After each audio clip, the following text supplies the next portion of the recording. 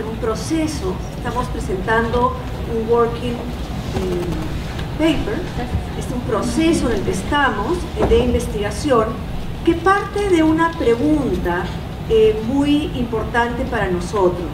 Y la pregunta tiene que ver con cómo entender el consumo en un contexto que se ha transformado tan profundamente en las últimas décadas. Lo que nos interesa es conocer qué lógicas de consumo están desarrollando los jóvenes limeños. Este es un proyecto que busca entender algo importante, el consumo. El consumo no se trata de un asunto trivial, sino hoy en día el consumo habla de las profundas identidades de las personas, en particular de los jóvenes. Entonces,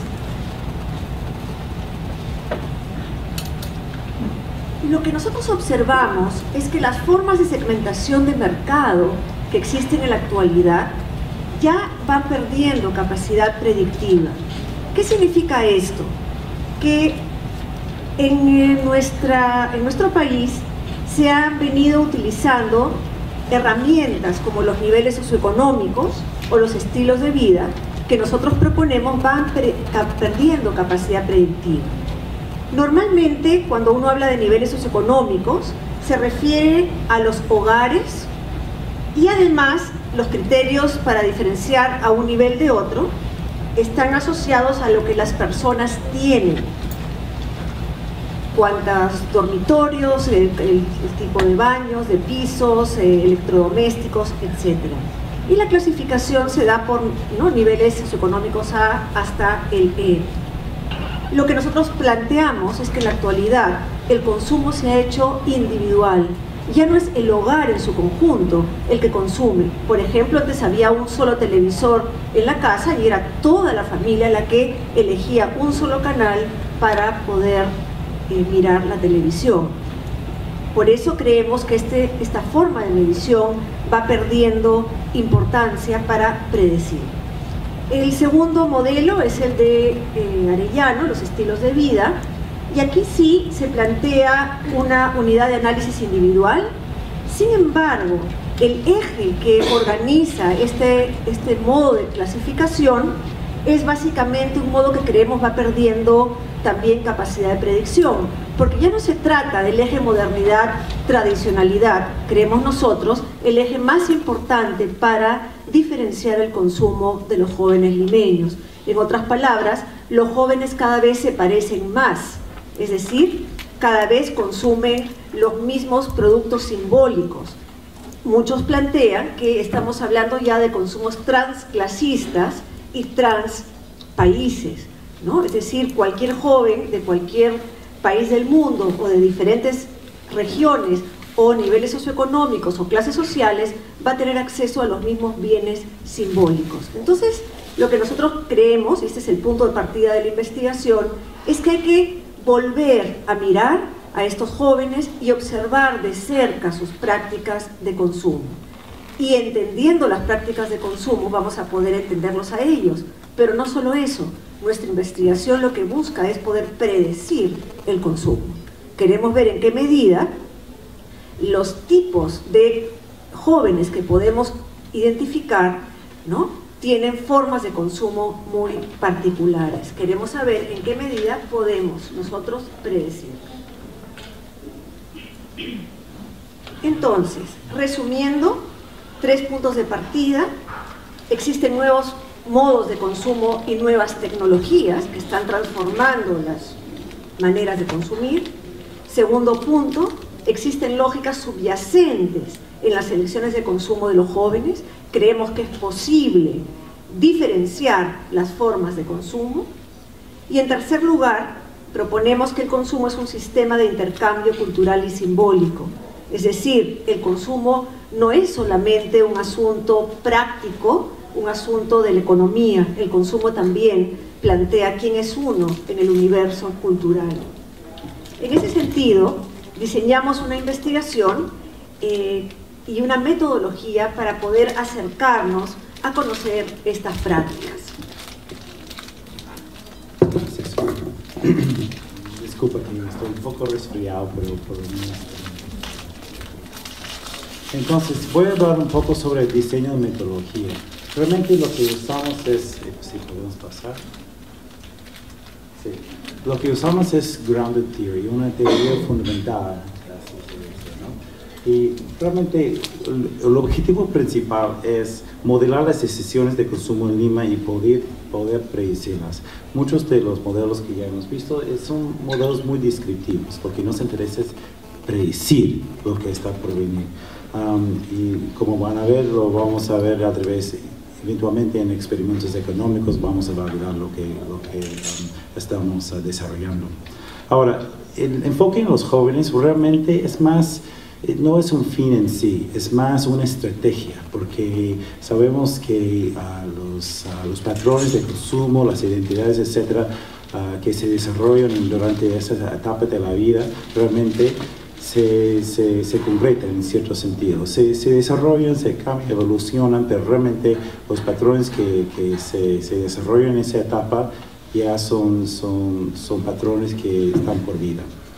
Entonces, escogimos jóvenes por eso, no como un fin en sí, pero como un medio a otro fin, que es modelar las decisiones de consumo en el Nuevo Perú, realmente.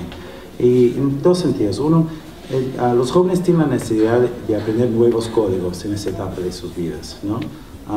Debido a fenómenos frecuentes de movilidad social reciente que está atravesando muchos en una sociedad muy cambiante ahora en Perú. Otro es dentro de su periodo de desarrollo individual, ¿no? Están ya adolescentes creando su nueva identidad como adultos, etc. Entonces, en ese doble sentido están manejando esta transición. Entonces, un cambio social, pero también un cambio psicológico. Entonces, dos niveles están manejando esos cambios. Entonces, lo vimos como una oportunidad perfecta para ver qué patrones de consumo se están formando en el Perú, qué lógicas, realmente es lo que nos interesa, son las lógicas subyacentes. ¿Okay? Ahora, lo que hicimos es, nos enfocamos en los jóvenes, pero entonces dijimos, bueno, jóvenes de dónde, de qué, etcétera, y decidimos enfocarnos en 4 universidades. Era algo oportunista, pero también creemos que es algo que realmente va a cubrir una parte suficiente de la universidad, digamos, en el futuro. Ahora, escogimos las 4 universidades que eran la Universidad Pacífico, Católica, San Martín de Porres y San Marcos. Y si uno realmente ve quiénes asisten a esas universidades, ven que representamos una diversidad, ¿no? Dentro de la sociedad de los jóvenes universitarios. ¿Okay? Ahora, lo que hicimos es un proceso. Acá empezamos con observación participante de varios estudiantes realmente que tienen la mejor entrada de esas universidades, y nosotros también, pero ellos más, y hicimos unas rondas de etnografía, ¿no? Para realmente mapear el territorio, digamos. Con esto desarrollamos mejor la encuesta, que fue una encuesta autoaplicada, que hicimos a 100 alumnos en cada universidad. Y también el otro criterio que usamos es buscar la máxima diversidad, porque con esa máxima diversidad sabemos que vamos a cubrir el territorio y identificar las lógicas posibles. No nos interesa generalizar solo de esas lógicas, pero es realmente algo más inductivo de cuáles son las lógicas emergentes, digamos. Con esas encuestas, eran encuestas aplicadas sobre qué grupos sociales hay en su universidad, cómo los reconocen, cómo los describen, con esas tres preguntas fundamentales que hicimos. Y a partir de ahí hicimos, ese es un trabajo es bien trabajoso, es pasar palabra por palabra en la hoja de Excel las 100 respuestas, organizamos por grupos y después habían pasos, ¿no? El segundo paso fue identificar los subtemas, ¿no? de esas respuestas. Después el tercer paso es realmente están describiendo el mismo grupo social, ¿no? A los pitucos, las pitucas, etcétera, los raros, los misios, los fresh, o sea, tenemos 300 descripciones que han habido y fue divertido, aprendimos mucho, ¿no? También de las palabras nuevas y afortunadamente había unos alumnos que nos explicaban qué significaba todo. Pero realmente hicimos este trabajo paso por paso y al final lo reducimos 23 grupos que hay entre esas 4 universidades. Y básicamente miramos con esos temas, esos 23 grupos eran, y miramos y empezamos a sacar cuáles son las dimensiones que identifican o que describen esos grupos, caracterizan esos grupos, ¿no? Y luego a hablar de cuáles son esas dimensiones. Y hemos identificado 10. Y después hemos descubierto que esas 10 dimensiones se recombinan de alguna manera para describir a esos grupos, ¿no? Entonces se puede describir cada uno de esos 23 grupos a través de una combinación de esas 10 dimensiones.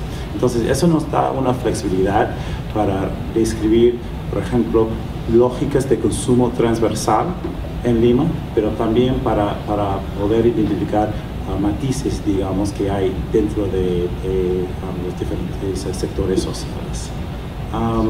Creo que con esto vamos a dar más detalles, vamos a pasar más al análisis preliminar que tenemos. Pero antes, perdón, es el más importante.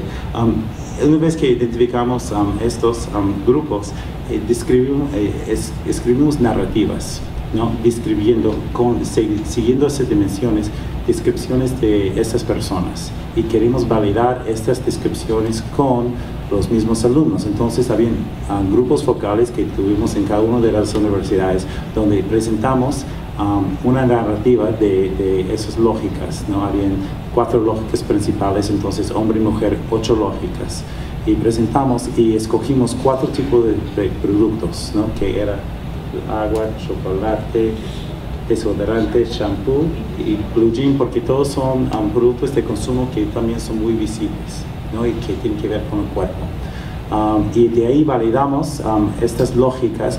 No dijimos cuáles eran los nombres de esos grupos, pero con solo la narrativa preguntamos a esos alumnos cuáles son los tipos de productos o marcas que comprarían estos tipos de personas según esa narrativa. Y de hecho validamos estas lógicas principales que identificamos. Muchas gracias. Quisiera agradecer también a los organizadores y valorar el hecho de que hayan incorporado estos temas que, como comentábamos antes, los temas vinculados a la comunicación, a la cultura, como parte de la agenda de este primer encuentro que organiza el Consorcio de Universidades. Voy a exponer los avances de investigación que yo titulo Mediación Tecnológica y Cambios en la Vivencia de la Fiesta Patronal Andina. Esta es una investigación que yo vengo desarrollando en el marco del doctorado en antropología y que es ocasión también de una vinculación institucional entre la agenda de temas y de preocupaciones en la investigación en la Facultad de Ciencias y Artes de la Comunicación de nuestra universidad, la Universidad Católica, y la Facultad de Ciencias Sociales, en particular con un área digamos, de formación académica que se ha desarrollado en los últimos años, que es la antropología visual. Y para ello quisiera empezar precisamente con el texto de la doctora Gisela Canepa, quien coordina esta maestría en comunicación, en antropología visual, y nos dice que las tecnologías que comprometen lo visual, como la fotografía, el video, la televisión e internet, se han constituido en importantes mecanismos para crear imágenes y narrativas que dan sentido a nuestra vida cotidiana y configuran nuestras subjetividades. Quiero empezar entonces poniendo en contexto cómo surge este tema de investigación y explicar el sentido de esta pregunta de investigación y de los elementos que la componen. El marco de estos estudios, como lo señalaba, es un esfuerzo que en mi caso lleva ya años de poner en diálogo las relaciones entre comunicación y cultura. Estas dos dimensiones de la vida social pero estas dos también dimensiones de la vida académica, cada una con su trayectoria, su historia, sus metodologías y cada una con sus desafíos. Pero como seguramente ocurre en el ámbito de las ciencias sociales, cada vez más encontrando realidades y preocupaciones convergentes. Y este es un aspecto entonces de un diálogo del cual esta investigación quiere ser tributario y al mismo tiempo recoger en términos de lo que es un tema muy tradicional en la antropología en general, pero en la antropología peruana en particular, que es el tema de la fiesta andina, la fiesta patronal andina como un lugar denso como acontecimimo, de performance, de narrativas, de objetos, alrededor de las cuales la antropología peruana ha desarrollado todo un itinerario de investigación. Y de otro lado, desde el lado de la comunicación, esta difusión y penetración de todo lo que significan los dispositivos para el registro audiovisual, para la producción de textos, no solamente desde el ámbito y de las posibilidades que da la fotografía, sino las plataformas como Internet o recursos mucho más tradicionales, lo contaré dentro de un momento, como son las emisiones radiales. Y entonces en este diálogo es el que se inscribe esta pregunta. Quisiera valerme de un itinerario personal al cual los invito a atender con el criterio de quien trata de descubrir una indagación académica y los desafíos teóricos y metodológicos que subyacen a esto que yo voy a contar. El origen de esta investigación surge de una estancia personal a inicios de los años 90, de unos 3 años en los que tuve oportunidad de vivir en la ciudad de Ayaviri, en Puno. Esta ciudad es la capital de la provincia de Melgar, es una de las provincias más norteñas que hay en el departamento de Puno, y es una zona que está ubicada en lo que antes, durante el virreinato, se llamó la Ruta de la Plata, que tenía como origen el Cerro Rico de Potosí, atravesaba lo que hoy es el sur andino peruano, y luego cruza hasta las minas de Azogue, de Huancavelica, para luego llegar hasta el Callao. Es significativa toda esta región, como ustedes lo saben, puesto que a lo largo de toda ella uno puede encontrar toda una cadena de templos y de iglesias muy tradicionales, desproporcionadas para las poblaciones que ahí habitaban, pero que sin embargo representan todo un ejercicio del poder y de presencias tradicional en el mundo de lo religioso, que tiene historia y una honda significación. Yo encontré 2 celebraciones que de alguna manera articulaban el calendario festivo de Ayaviri. En el mes de septiembre, la festividad de la Virgen de Altagracia, así se le llama, cuya imagen, cuya devoción estaba centrada en la Catedral de Ayaviri, en el centro, en la plaza de esta localidad, iglesia que había sido construida sobre un lugar adoratorio pre-inca y que de alguna manera recogía los relatos que ya desde ese momento iba yo retomando, más bien la tradición de los llamados mistis, de los hacendados, de los sectores más pudientes que se expresaban alrededor de esta devoción. Y la otra era la Virgen de la Candelaria, cuya capilla se encuentra en las faldas del cerro tutelar de Ayaviri, que es el cerro que denominan Colqueparque, cuya particularidad es que tiene una cima trunca. Es una cima que es una pequeña altiplanicie.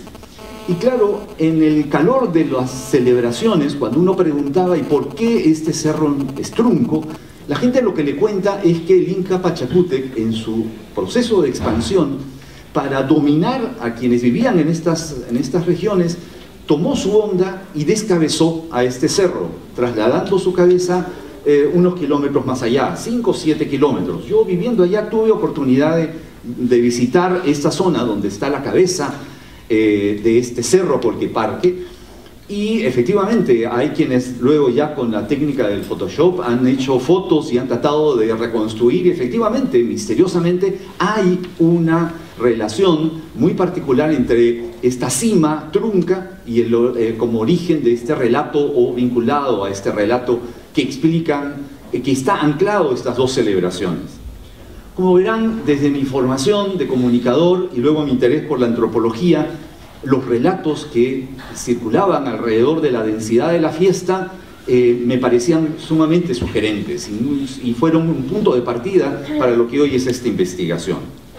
Pero lo que quiero llamar la atención es que en esos años, en los años 90, en esta región se declaró zona de emergencia, porque había una presencia de 2 columnas de Sendero Luminoso que cometían una serie de atentados en toda esta región, y que advirtieron en muchas regiones, en muchas localidades, a los campesinos, a los pobladores de las comunidades, no asistir a las fiestas religiosas. Les prohibieron asistir como una forma de coerción. Y esto limitó mucho la participación, sobre todo en estas 2 fiestas, pero particularmente en la segunda, porque a diferencia de la primera, la segunda congregaba a las personas denominadas runas, es decir, hombres y mujeres ligados al campo y a las comunidades campesinas. Y una cosa que me llamó la atención desde mi formación como comunicador es que la gente pedía que varios de los ritos y de las celebraciones de estas 2 ceremonias, particularmente la segunda, la de la Virgen de la Candelaria en febrero, fuesen transmitidos por las radios locales, porque querían seguir los acontecimientos de esas fiestas a través de la radio. Y es así como Radio Ayaviri ocupa un lugar importante como un espacio mediador para vincular a aquellas poblaciones, o por amenazas, o por seguridad, o por lo que significaba esa dificultad para trasladarse hasta los lugares mismos de peregrinación y celebración, pudiesen entonces vincularse con esa celebración a través de la radio. Ya para mí allí había un signo de cómo esta experiencia del uso de la radio para vincular a poblaciones con un acontecimiento tan denso como una celebración religiosa, sin embargo, los propios alferados lo valoraban y lo impulsaban.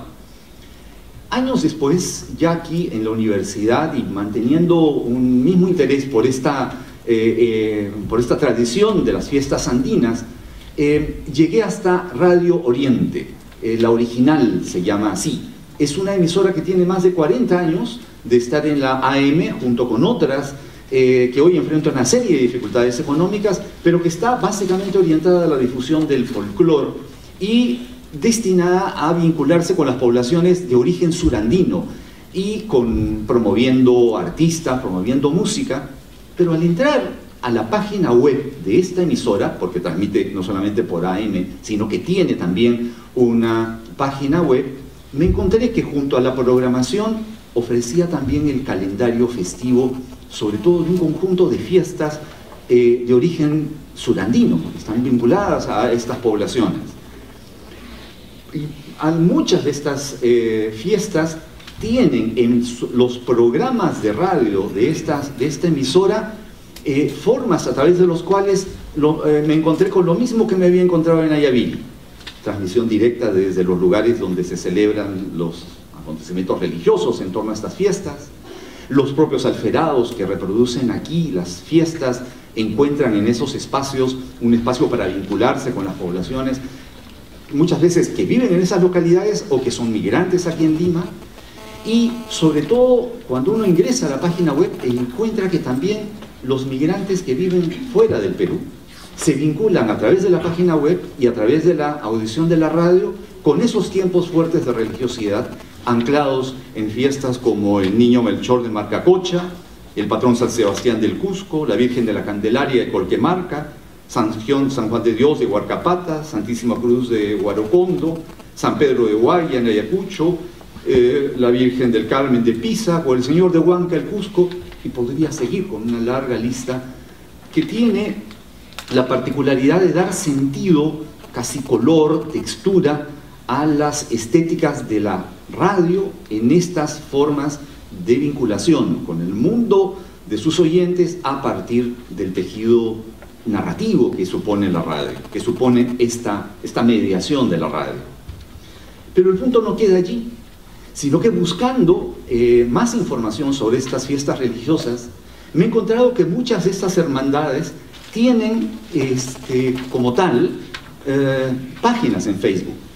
Las fotos que yo estoy colocando aquí han sido recogidas todas de páginas de Facebook, en donde estas hermandades tienen una producción bastante continua y muy sugerente de fotos, de videos, de comentarios en Twitter, en donde alrededor de la fiesta, alrededor de las actividades que genera una hermandad, se generan todo un conjunto de redes, de relaciones y de comentarios y de producción de textos y de imágenes que yo considero y que consideramos en el mundo de la antropología, de la comunicación, que son verdaderos textos etnográficos.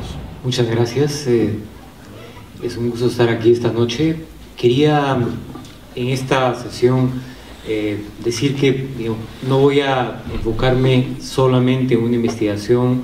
Creo que en nuestra unidad dentro de la Facultad de Salud Pública en la Universidad Cayetano Heredia estamos desarrollando varios esfuerzos para comunicación para el cambio, que tienen que ver tanto con con las poblaciones en las cuales trabajamos en términos de prevención, ¿no?, y salud pública, cuanto con actores políticos y sociales, en donde la comunicación es más en términos de lo que se llama abogacía, ¿no? Pero de hecho estamos trabajando en eso, pero sentí que para una discusión más amplia como la que queríamos desarrollar acá, tenía tal vez que remontarme un poco hacia la historia, ¿no?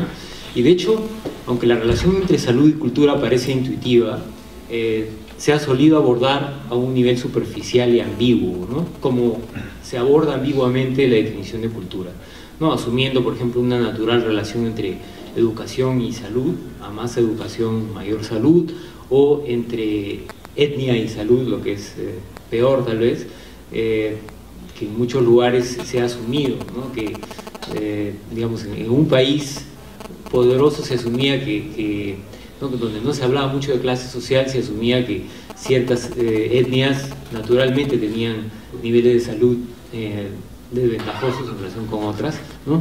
O dando por sentado que la educación en salud lleva directamente a cambios positivos. Tal relación ha sido analizada a lo largo de la historia y sin duda esta no es ni unidimensional ni es predecible, tampoco se da en un solo sentido y requiere de una comprensión cuidadosa, si es que podemos considerar a la educación y la comunicación en salud como un instrumento para, digamos, lograr cambios en salud pública, ¿no? Entonces vamos a abordar, como dije, de manera histórica estas relaciones y luego enfocándonos en lo sociocultural de manera más específica, tratando luego de abordar formas en las que se puede usar este conjunto de ideas para el cambio.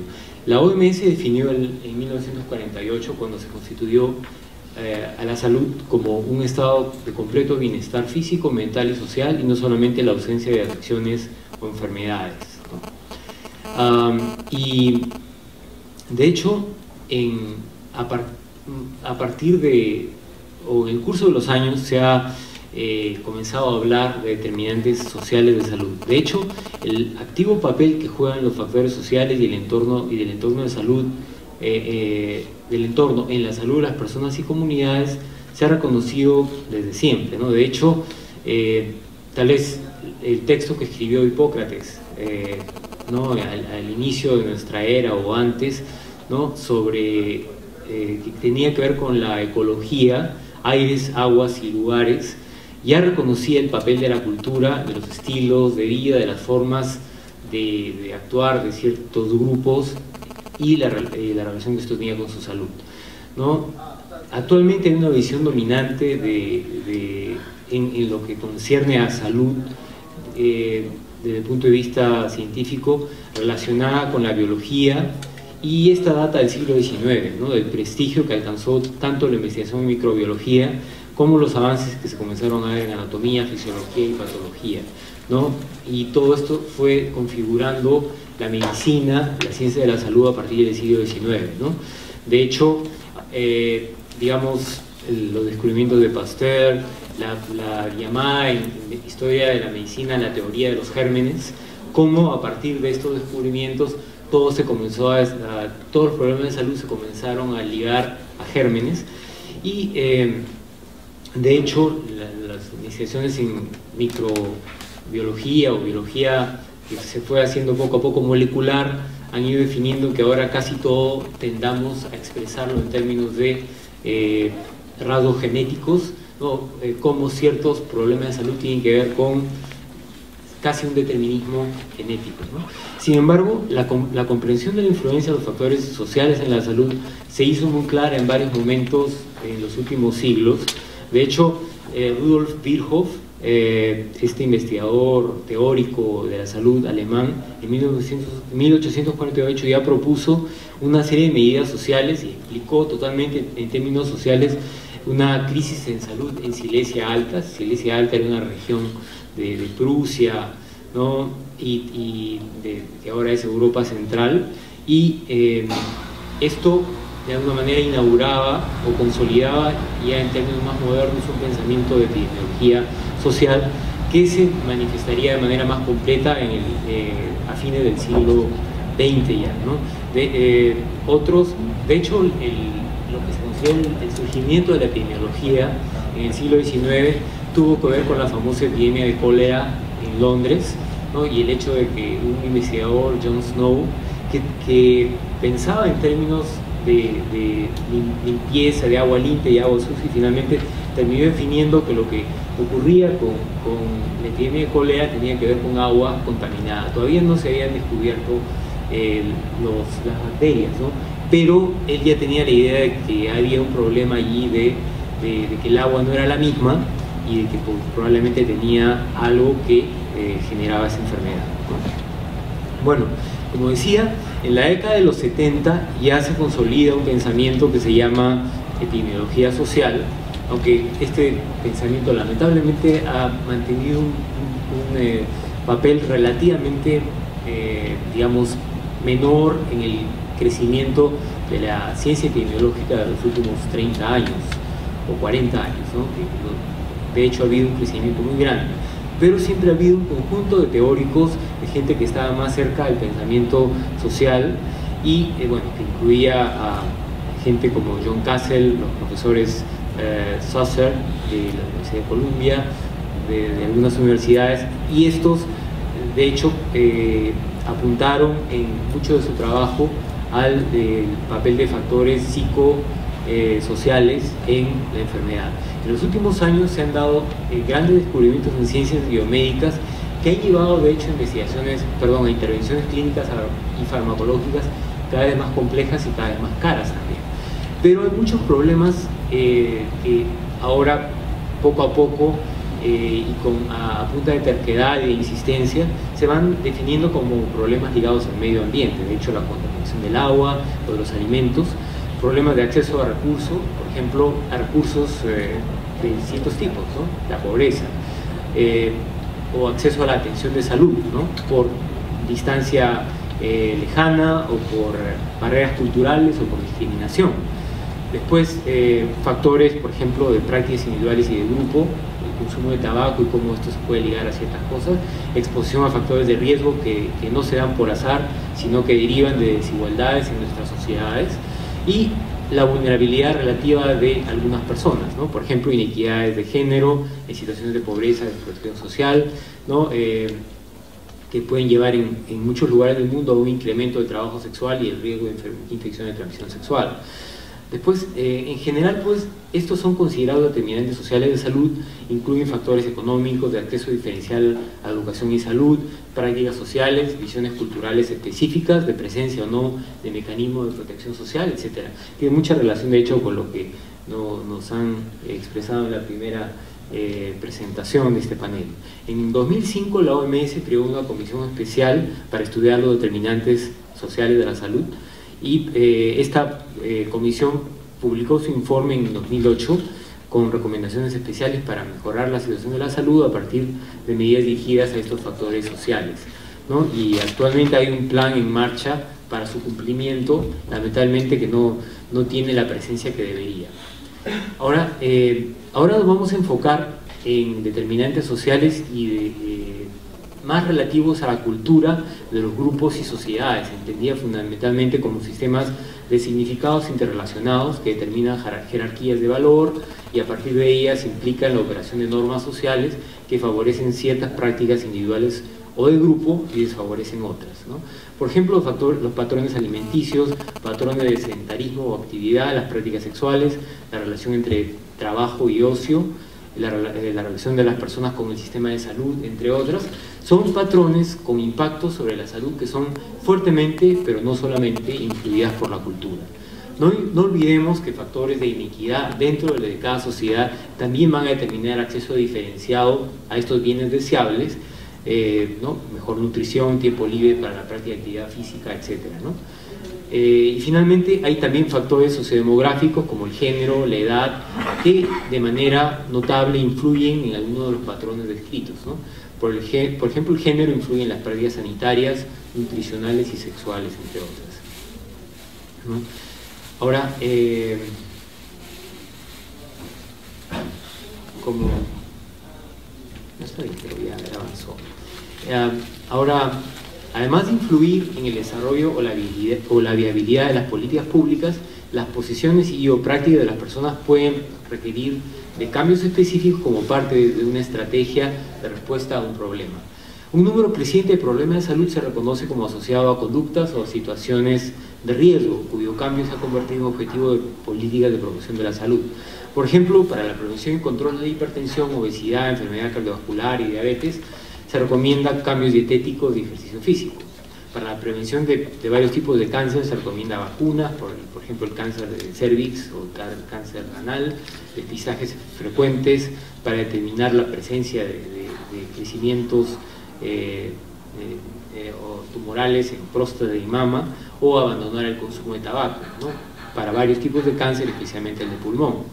Para la prevención de ITS y VIH, la disminución de riesgos sexuales, ¿no? Entre otros ejemplos. En general se recomienda además una práctica individual de consultas médicas preventivas. Los seguros de salud las establecen como una práctica de mejor relación costo-efectividad. Ahora, desde el punto de vista disciplinario, la educación para la salud se consolidó a mediados del siglo XX y se basó en un modelo individualista y racional de la influencia de la información sobre prácticas individuales. Esta educación para la salud tuvo, digamos, su centro en Estados Unidos, donde la psicología tenía mucha influencia del conductismo y donde se asumía que las personas tomaban decisiones de salud sobre la base de información, libre opción, ¿no? Y pensando siempre en qué era lo mejor para esa salud, ¿no? En lo personal a mí me interesan las investigaciones que ayudan a diseñar innovaciones, especialmente innovaciones educativas. Algo así como investigar para crear y crear para investigar.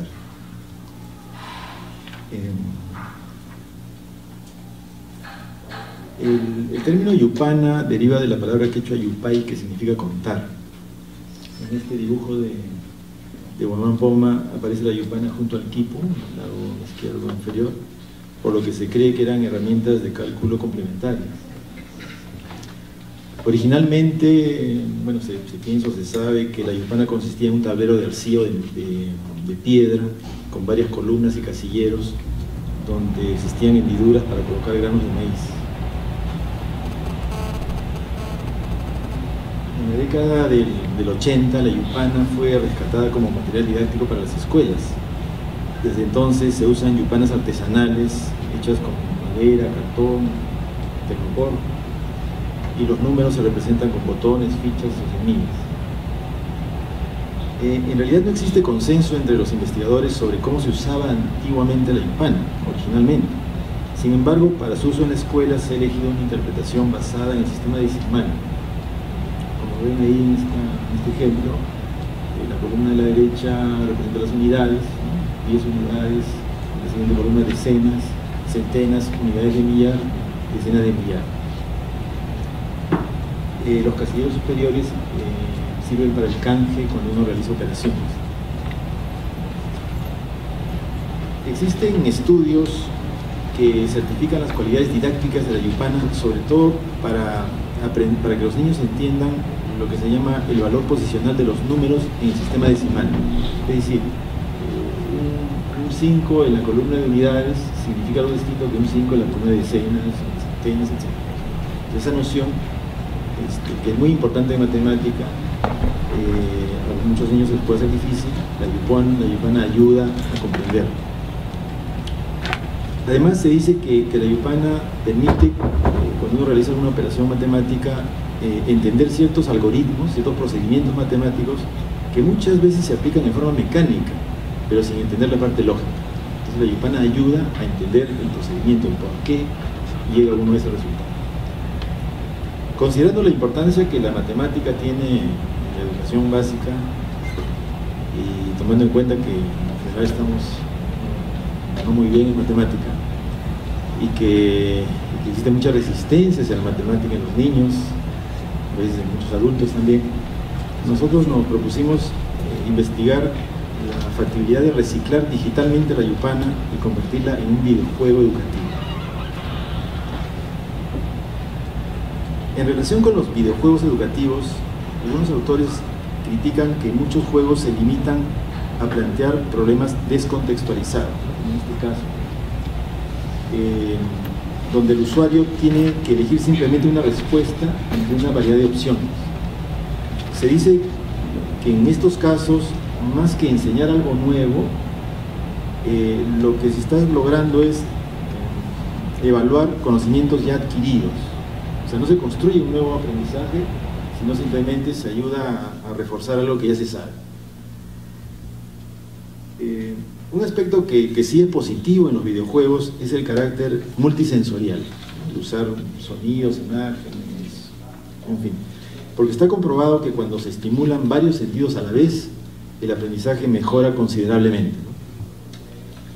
Se dice, por ejemplo, que la imagen, cuando se combina con el tacto, genera un aprendizaje 30% superior, bastante. Y la razón dicen que es porque en la yema de los dedos tenemos terminaciones nerviosas que no sé, se conectarán con el cerebro y eso ayuda a que comprendamos mejor. Bueno, los objetivos específicos de la investigación fueron tres, ¿no? Desarrollar un prototipo de videojuego educativo inspirado en la Yupana, crear una serie de audio problemas matemáticos como parte de este videojuego y validar el prototipo con escolares de segundo grado de primaria, ¿no? Que a ellos estaba dirigido esta investigación. En cuanto ya a la metodología, cómo se diseñó este prototipo, en Internet existen, no sé, miles o millones quizás de recursos educativos virtuales, pero he encontrado que muchos se limitan a copiar o simular materiales del mundo real, como en este caso, por ejemplo, es un abaco chino digital, pero que lo que está haciendo es imitar las características físicas del abaco real. Entonces reproduce lo que existe en el mundo real, ¿no? Tal cual. Además le incorporan algún detalle interactivo y ya.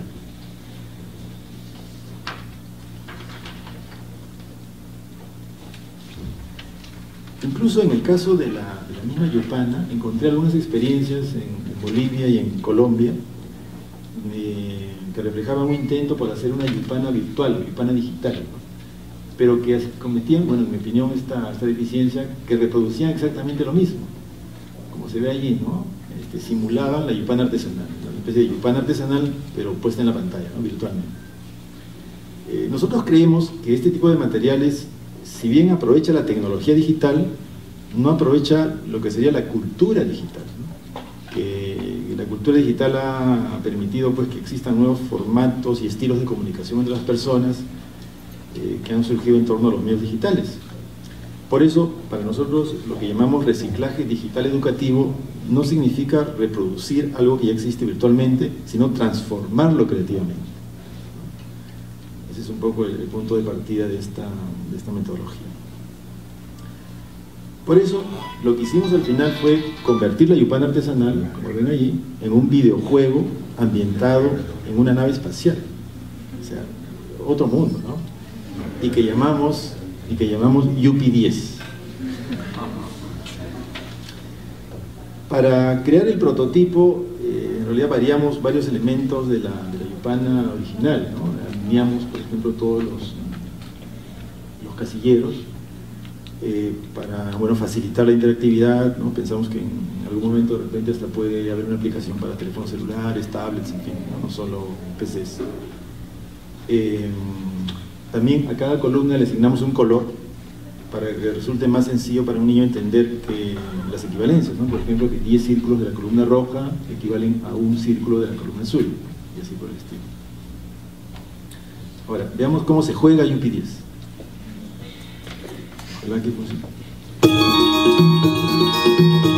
Lo que hace es que el niño selecciona una emisión y escucha un audioproblema. La nave Yupi-10 recibe mensajes en clave del centro espacial. Teniente, ¿cuántos mensajes hemos recibido? 24 mensajes, capitana. ¿Los pudo descifrar todos? Me falta descifrar 9 mensajes. Pregunta, ¿cuántos mensajes ya están descifrados? Bueno, luego el niño lo que hace es representar los números o los datos en la pantalla. Como ven ahí representa el número 24. Luego decide que tiene que restar el número 9 y va restando las unidades. Como le faltan números para restar, hace el canje. Canjea una decena por 10 unidades y luego sigue restando. Bueno, y al final nos queda una cantidad y él verifica el resultado. Misión cumplida. Bueno, es así. Y así el niño puede pasar a la siguiente misión.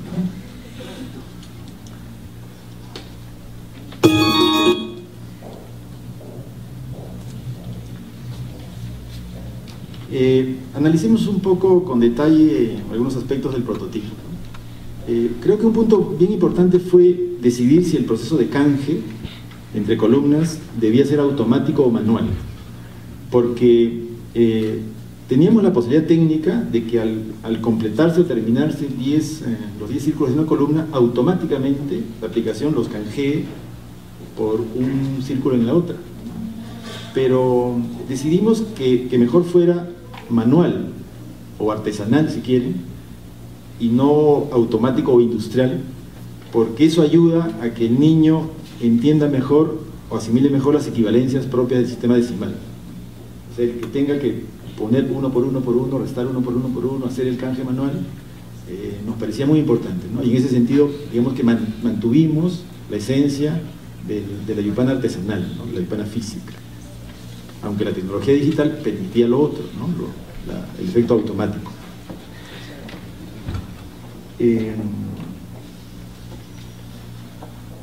Otro punto creo importante es en relación con los audioproblemas, que son, como han visto, exclusivamente sonoros, o sea, son para escuchar, no tienen ninguna imagen de apoyo. Podríamos haberle puesto una imagen de apoyo, ¿no? Ilustrar la nave que se mueve, el capitán, qué sé yo.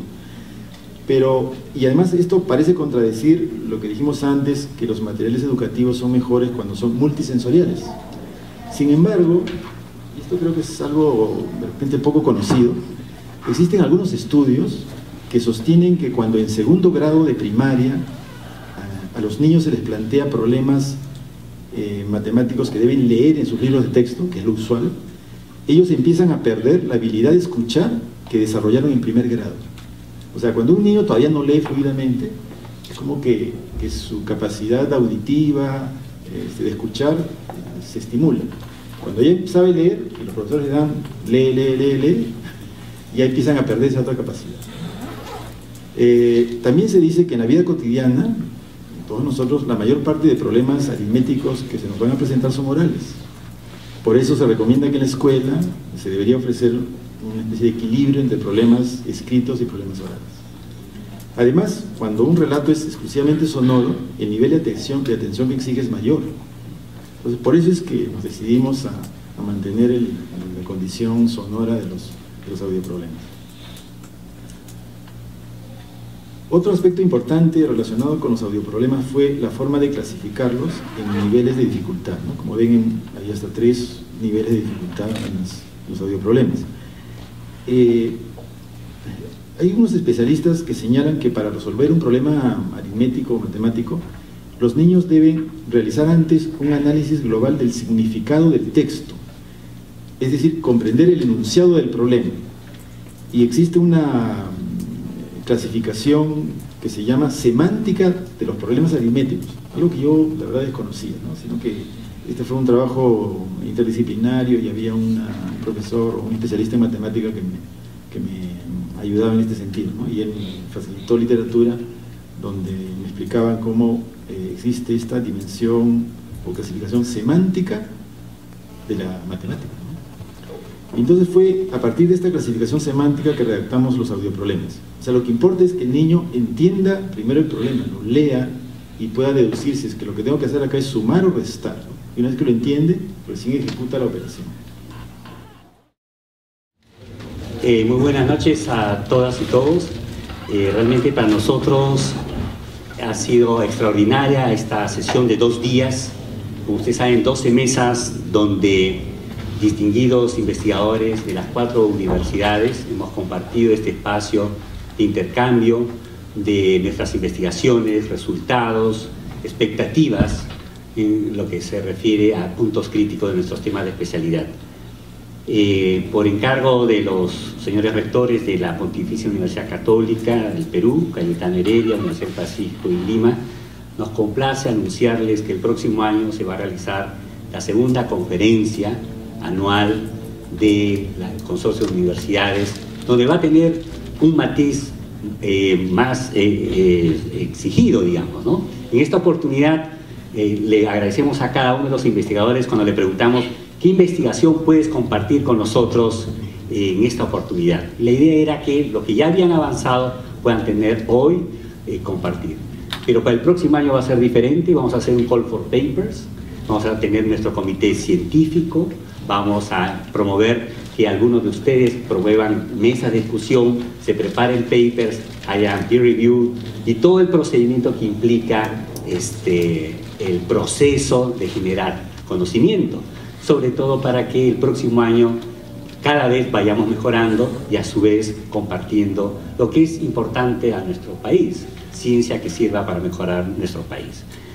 A nombre del Consorcio de Universidades, muchísimas gracias por su esfuerzo y colaboración, esperamos tenerlos el próximo año, y a todos ustedes por esta realmente lealtad de compartir durante estas 12 mesas esta primera jornada de la conferencia del Consorcio de Universidades. Muchas gracias a todos ustedes. Un recuerdo, por favor, el nombre del consorcio para que ya saben, estén atentos a las novedades del Consorcio de Universidades, visiten nuestra página web, vamos a estar constantemente informando, por ejemplo, como ustedes saben, realizamos actividades como encuentro de danzas, compartir lecciones entre las distintas unidades, y esto de la conferencia académica esperamos que sea de vuestro interés. Gracias.